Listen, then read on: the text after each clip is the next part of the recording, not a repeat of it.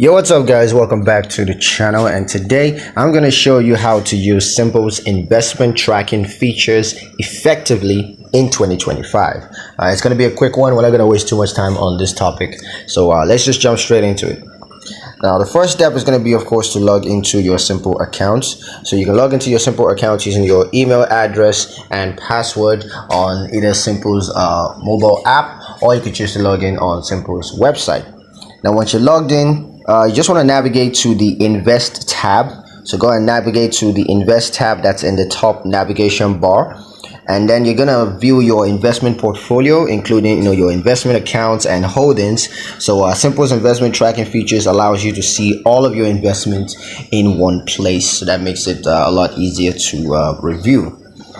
You can always just track your investment performance over time to see how you're doing, because Simple's investment tracking features allows you to track your investment performance over time and see how you're doing against your your investment goals. You can also receive investment alerts to notify you of any changes to your portfolio, because Simple's investment tracking features allows you to set up alerts that are going to notify you of any changes to your investment portfolio, and that will help to keep you up to date. So yeah, that's pretty much it on how to use Simple's investment tracking features effectively in 2025.